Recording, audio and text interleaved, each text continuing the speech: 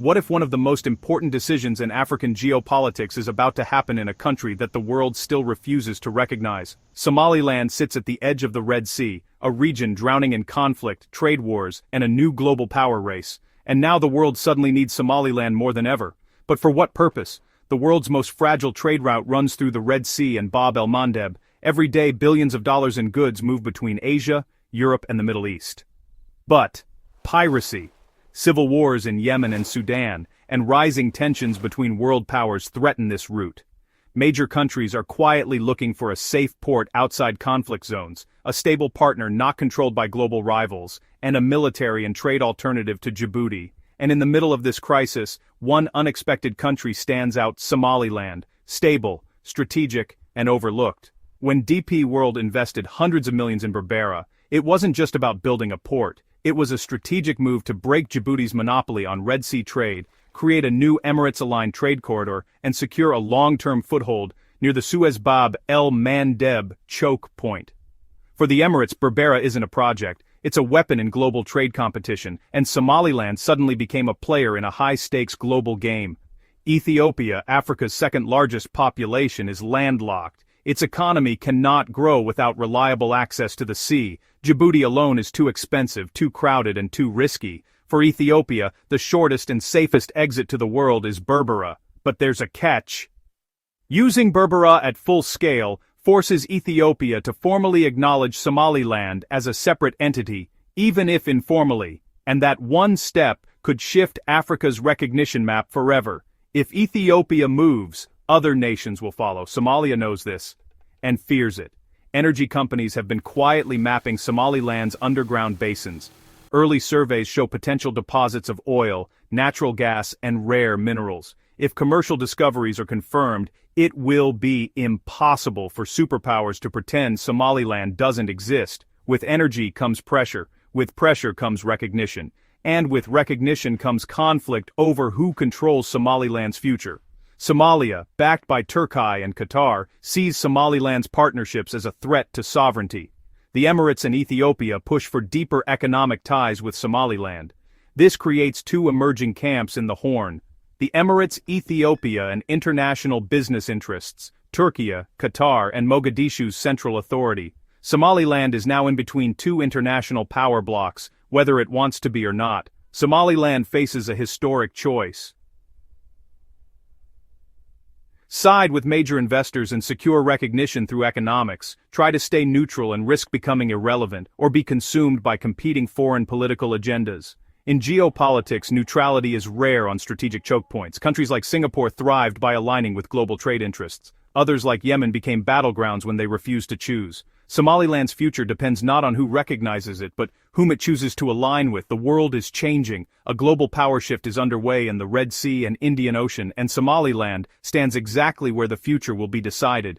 While Somaliland's strategic location has thrust it onto the world stage, the real test lies within its borders. Decades of isolation have forged a unique political experiment, a hybrid system blending centuries-old clan-based governance with modern democratic structures. Here, local elders sit side by side with elected officials, mediating disputes, maintaining order, and shaping the nation's identity. But this delicate balance is under growing strain. As foreign investments pour into Berbera and whispers of international recognition grow louder, Somaliland's internal cohesion faces new challenges. Some clans, feeling marginalized by rapid development, demand a greater share of power and resources.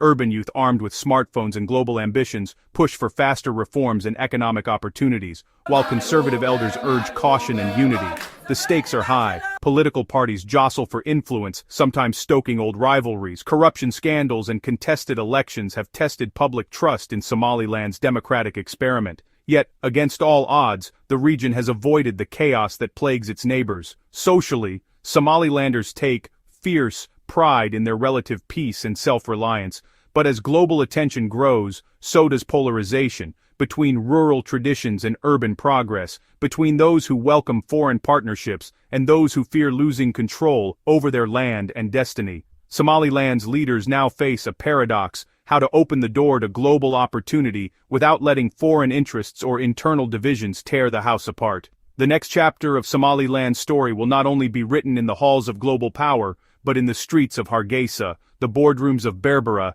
and the council fires of rural villages. The world may finally be watching, but the hardest choices are still Somaliland's own. What lies ahead for Somaliland? The coming years could redefine not just its borders, but the very idea of what an unrecognized nation can achieve. One possible future sees Somaliland finally gaining the international recognition it has sought for decades. Embassies open in Hargeisa. Global investors flock to Berbera's deep-water port. With newfound legitimacy, international aid and trade agreements could transform the economy, bringing jobs, infrastructure, and opportunity to a region long left in the shadows. But recognition could also bring new risks. With global attention comes competition, rival powers seeking influence, and new pressures on Somaliland's fragile political balance. Rapid economic growth could widen the gap between urban elites and rural communities, stoking fresh tensions. The challenge ensuring that prosperity lifts all Somalilanders and that new wealth doesn't reignite old divisions. Another scenario? The status quo persists. Somaliland continues to operate in limbo, functioning independently, but without formal recognition. In this world, the region's hard-won stability faces constant tests, from economic isolation, from shifting alliances in the Horn of Africa, and from the ever-present threat of being drawn into wider regional conflicts. Yet, Somaliland's greatest resource may be its resilience. Decades of self-reliance have forged a society skilled at adapting to uncertainty. Whether the future brings recognition, rapid development, or continued struggle, Somaliland's story is far from over. The choices made today, in city halls, rural councils, and bustling markets, will determine whether this self-made nation becomes a beacon of hope or a cautionary tale in the world's most turbulent crossroads.